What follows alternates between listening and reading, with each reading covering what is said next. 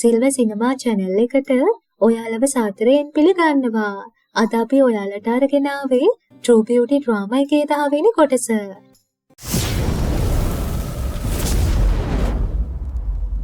ජෝකියොන් හා සොහෝ හොර ෆිල්ම් එකක් බලන අතරේදී ජෝකියොන්ගේ තාත්තා මේසේ යට හිටියේ. ඒ වගේම දෙන්න කිස් කරන්න ලං වෙද්දී කොහොම හරි ඒ ඉන්නේ ජෝකියොන් කියලා තාත්තා දැක්කහම මේසේ යටින් නැගිටලා ඇවිත් තරහින් සුහෝගේ ඇඟට පැනගෙන එද්දී ජෝකියොන් තාත්තා කියලා නොදැන හොඳ පහරක්ද දීලා බිමට වැට්ටුවාම තමයි ඒ තාත්තා කියලා දකින්නේ. අන්තිමටම දුවත් එක්ක ගෙදර යනකොට තනියම කොල්ලෙක් එක්ක ගෙදර හිටියේකට කෑ ගහනකොට ඇඳුම වේල ගන්න ඇවිත් හිටියේ කියලා ඇයි කියන්නේ? තාත්තා කියන්නේ එයා ඇරෙන්න පෙර පිරිමින්ව විශ්වාස කරන්න එපා කියලා. ඉතින් ඇයිට දැන් සුහෝට මූණ දෙන්නත් ලැජ්ජ හිතෙනවා තාත්තා සුහෝගේ ගෙදර හිටපු එකට.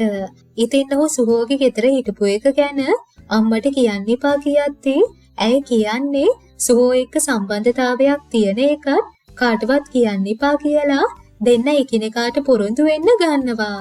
ඔන්න ගෙදරට එද්දී අම්මා තාත්තව දැකලා අහන්නේ කොලම්බස් පාක්ව අල්ලගත්තද කියලා මා සද්දෙන් කෑ ගහමින් තාත්තගේ පස්සෙන් නෙලවන්න ගන්නවා. ඊට පස්සේ සුහෝට කෝල් කරලා තාත්තගෙන් ප්‍රශ්නයක් නැති වුණ එක වගේම තාත්තට කරදර කළේ එක ගැන කියන්න ගන්නේ. සුහෝට නම් තාත්තා හිටපු එක කරදරයක් නෙමෙයි කියලා ඔහුට ඇයි නැතුව පාළු බව මතක් කරද්දී ඇයිද උ නැතුව පාළු බව කියන්න ගන්නවා.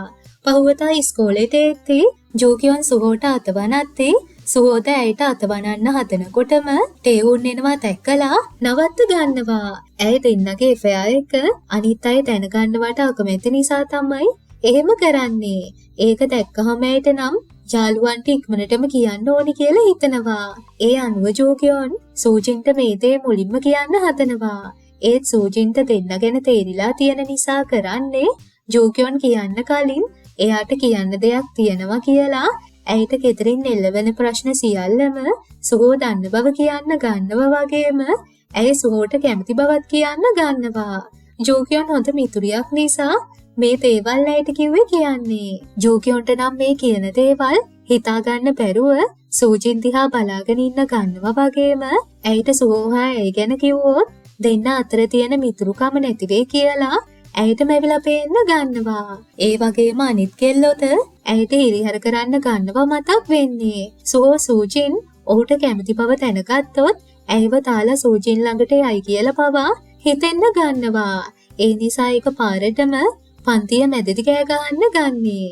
ඊළඟට හවස ඉස්කෝලේ ඇරිලා යත්තේ සුහෝ ඇවි ස්ටඩි ගෲප් එකක් අද තියෙනවා කියලා දෙන්න එකට යමු කියත්තේ සූජින් මෙතනට ඇවිත් ස්ටඩි ගෲප් එක ගැන කිව්වහම ජෝකියොන්ට අද අසනීපයි කියලා ඇය යන්නේ නැතුව මගේ ඇරලා යනවා. කොහොම හරි ඒතරේ බුක් ෂොප් එකේදී දෙන්න මුණ ගැහිලා සුහෝ අයට අසනීපයි කිව්ව නිසා බෙහෙත් වගේක් අරගෙන ඇවිත් තිබිලා දෙනවා.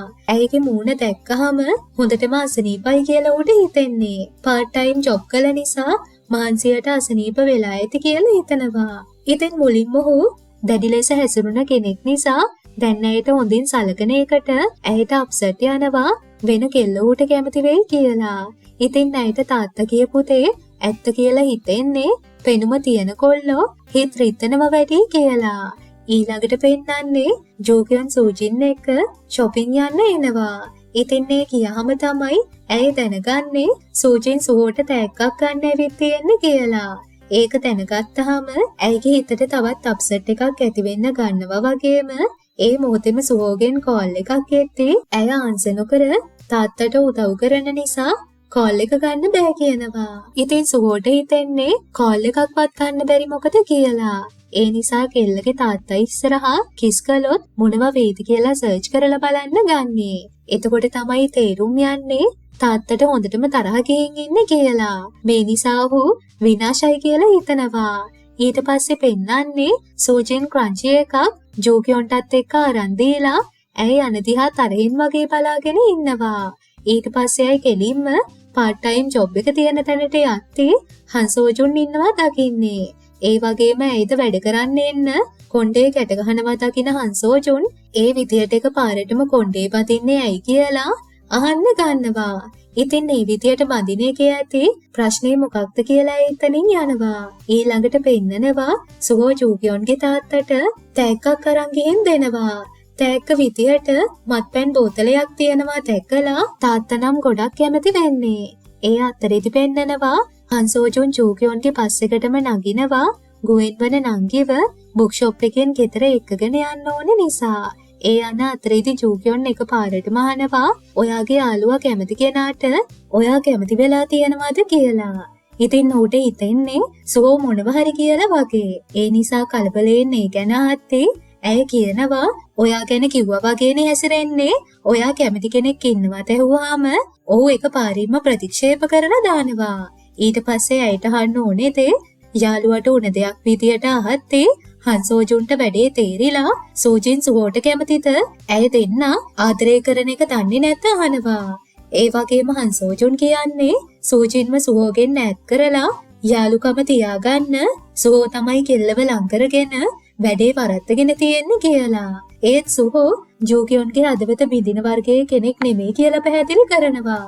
ඊට පස්සේ දෙන්න බස් එකෙන් බැහැලා යද්දී හන්සෝජුන්ගේ සපත්තුවේ ලේස් එක ගැලවිලා තිබිලා ඒක උට ගැට ගහලා දෙනකොට පොඩි ලැජ්ජාවක් එක්ක හිනාවක් උට එනවා. ඊට පස්සේ බුක් ෂොප් එකට ඇවිත් බලද්දී ගෝන් ගෙදර ගිහින් තිබිලා ඇය ඌගෙන් සමුගෙන ගෙදර යනකොට ජූකියොන්ගේ අම්මා ඉඳලා කතා කරන්න ගන්නවා. කොහොම හරි අම්මා රාත්‍රී කෑම වේලක් ගන්න ඔහුට කතා කරද්දී ජූකියොන් ඊට කැමති නැති නිසා එතනින් අම්මව අරගෙන යන්න හැදුවත් හන්සෝජුන් අම්මව ඇදගෙන ඇයගේ ගෙදර යනවා. ඒ අනකොට හන්සෝජුන් වගේම ජූකියොන් සුහෝ ඉන්නවා දැකලා පුදුම වෙන්නේ. සුහෝද තරහින් වගේ බලාගෙන ඉන්නේ දෙන්න එකට ඇවිත් ඉන්නවා දැකලා. ඉතින් දෙන්න එකට ඉන්න එක ගැන අහුවාම ජූකියොන් කැෆේ එකේ කියන වචන ටික කියනකොටම හන්සෝජුන් කටවහලා පාර්ට් ටයිම් එක රහසක් නෙමෙයිද අහනවා. සුහෝ මෙතන ඉන්නේ ඇයව ටෙස් කරන්නද දෙන්න අතර සම්බන්ධතාවයක් පවත්වන නිසා කියද්දිම ජූකියොන් ඌට කටවහන්න කියනවා අම්මා දෙන්නගේ සම්බන්ධය ගැන දන්නේ නෑ කියලා. ඊට පස්සේ කට්ටියම එකතු වෙලා ඩම්ප්ලින්ග්ස් හදන්න ගන්නේ. ජූකියොන්ගේ මල්ලි නම් හන්සෝජුන් දිහා තරහින් බලන් ඉන්නේ ගෝන්ගේ බොයිෆ්‍රෙන්ඩ් කියලා හිතලා. ඒ අතරේදී ජූකියොන්ගේ අම්මා දෙන්නව දැක්කහම අනාගතයේදී ජූකියොන්ගේ බොයිෆ්‍රෙන්ඩ් වෙන්නේ කවුද කියලා හිතලා කෙනෙක් තෝරගන්න බැරි නිසා හොඳට ඩම්ප්ලින්ග්ස් හදන කෙනාව තෝරගන්නවා කියනවා. තාත්තා හා මල්ලි සුහෝව තෝරනවා වගේම හන්සෝජුන් මල්ලි කැමති කෙල්ල එක්ක යාළු වෙලා කියලා හිතන නිසා ඔහුව තෝරන්න යන්නේ නැහැ. කොහොම හරි අන්තිමටම ඩම්ප්ලින්ග්ස් දෙන්නම හදලා ඉවර වෙලා අන්තිම නිර්මාණය කරලත් ඉවර වුණාම තාත්තා සුහෝගේ නිර්මාණය අල්ලන්න කිය නිසා ඩම්ප්ලින්ග්ස් එක වැටිලා හන්සෝජුන් තරගේ දිනනවා. ඊට පස්සේ පෙන්නන්නේ සුහෝ ජූකියොන්ගේ කාමරේට ඇවිත් ඇය හන්සෝජුන් එක්ක මොකද කළේ අහනවා. ඉතින් දෙන්න පාර්ට් ටයිම් ජොබ් එකක් කරනවා කියන්නේ. ඒත් තාත්තා උදව් කරනවා කියලා බොරු කිව්වේ ඇයි අහනවා වගේම ඔළුව අතගාලා ඊළඟ පාර බොරු කියන්න එපා කියනවා. ඊට පස්සේ සුහෝ ඇයගේ පුංචි කාලේ ෆොටෝස් වගේක් දැකලා බලන්න ගන්නවා. ඔහුට ඒ ෆොටෝස් දැක්ක ගමන් ඇයි දිහා පුදුම වෙලා බලන්න ගන්නවා වගේම ඒක ෆොටෝ එකක් අරගත්තාම ඇයි ඒක ගන්න ඉඩ දෙන්නේ නැහැ. ඇය කැතයි කියලා. අන්තිමටම දෙන්න පිටිපස්සට ගිහින් ඇඳ උඩට වැටෙනවා. කොහොම හරි මේ වෙලාවේදී තාත්තා කාමරේට ඇවිත් දෙන්නව දැකලා ජූකියොන්ට පහරක් ගහලා ඇයට සැලකිලිමත් විදියට ඉන්න කියන්නේ. ඒ වගේම සුහෝටත් සෞඛ්‍ය සම්පන්න සම්බන්ධතාවයක් තියාගන්න කියලා දුවව කාමරයෙන් එළියට ඇදගෙන යනවා. ඊට පස්සේ පෙන්නන්නේ සුහෝ හා හන්සෝජුන් බහින් බස් වීමක් ඇති වෙලා දෙන්න පඩිපෙළ දිගේ ලිස්සලා පහලට වැටිලා රණ්ඩු වෙමින් ඉන්නව හැමෝම දකිනවා. අන්තිමටම දෙන්නව ගෙදර යවද්දී හදපු ඩම්ප්ලින්ග්ස් ටික ජූකියොන්ගේ අම්මා දීලා රණ්ඩු වෙන්න එපා කියන්නේ. ඊට පස්සේ අර රණ්ඩු වුණ වෙලාවෙදී දෙන්නටම නියපොතු කපමින් ආදරේ කියාගන්න වෙලා තියෙනවා දඩුවමක් විදියට. ඉතින් දෙන්නට මේක මතක් වෙද්දී පිළිකුලක් තැනිලා එකිනෙකා දිහා බලලා එතනින් දුවන්න ගන්නවා. ඊළඟට පෙන්නන්නේ සුහෝ බුක් ෂොප් එකට ගියාම එක්තරා සිදුවීමක් මතක් වෙනවා. පුංචි කාලේදී ඔහු මේ බුක් ෂොප් එකට ඇවිත් දුකෙන් ඉද්දී ඔහුගේ මූණට හිනාවක් අරන් ඇවිත් තියෙන්නේ ජූකියොන්. ඉතින් එදා ඒ හිටියේ ජූකියොන් කියලා ඔහුට අද හිතා ගන්න බැරි වෙනවා අර ෆොටෝ වලින් දැක්ක නිසා. ඒ වගේම ඔහු එතන තියෙන බිත්තියේ යමක් ලියන්න ගන්නවා. ඊට පස්සේ පෙන්නන්නේ පහුවදා ජෝකියොන් ඉස්කෝලේට යද්දී ජෝකියොන් කපල් එකක් වෙලා කියලා දැනගෙන කට්ටිය කලබල වෙලා ඇයගෙන් ප්‍රශ්න අහද්දී හංසෝජුන්ගේ යාළුවෝ ටික ඇවිත් දෙන්න ලං වෙලා ඉන්න පින්තූරයක් ඇති ටී-ෂර්ට් එකක් පෙන්නලා කෑ ගහන්න ගන්නවා. හංසෝජුන්ද එතනට ඇවිත් උණතේට කලබල වෙන්නේ. ඊට පස්සේ තේහුන් හංසෝජුන්ගේ හා ජෝකියොන්ගේ ෆොටෝ ෂූට් එකේ පින්තූර පෙන්නනවා. සුහෝ පන්තියට එක්දී කට්ටිය දෙන්නව කපල් එකක් කරලා ප්‍රශ්න අහන්න ගන්නවා දකින්නේ. අන්තිමටම හංසෝජුන් ජෝකියොන් කියන නිසාම කට්ටියට කෑ ගහලා කටවල් ටික නවත්තන්නේ. සුහෝ නම් ජෝකියොන් දිහා තරහෙන් බලාගෙන ඉන්නවා. සුහෝ ජෝකියොන්ට රූෆ්ටොප් එකට කතා කරලා හම්බ වෙන්න යනවා. ඉතින් ඔහුට නොකිය ෆොටෝ ෂූට් එකට ගිය කතාව අහන්න ගන්නේ. ඇයිට ඒතේ තාම කියන්න ඕනේ වුණත් ඔහු ෆෝන් එක කට් කළ නිසා කියන්න බැරි වුණා කියනවා. ඒ වගේම සෝජින් අද සුහෝව හම්බ වෙන්න යන කතාවත් ඇයට කියලා තිබුණ නිසා තරහින් නෑ අහන්නේ ඔහු කෙනෙක්ව හම්බ වෙන්න යනකොට ඇයට කියන්නේ නෑනේ කියලා. සුහෝ නම් එය සෝජුන්ව ආශ්‍රය කරනවට අකමැති කියන්නේ මේ වගේ කටකතා පැතිරෙන නිසා. ඒත් ඌ ඇයට නම් මිතුරෙක් විතරයි කිව්වත් සෝජුන්ගේ හැඟීම් ඇයට නොතේරෙන බව ඔහු කියන්නේ. ඒ නිසා කෙල්ලොන්ට කොල්ලෝ යාළුවෝ ඉන්න බෑ කියද්දී ජෝකියොන් සෝජින් ගැන තමයි අහන්නේ. ඉතින් ඇයව එකපාරටම මතක් කළේ මොකද අහනකොට ජෝකියොන් දුකෙන් එතනින් යනවා.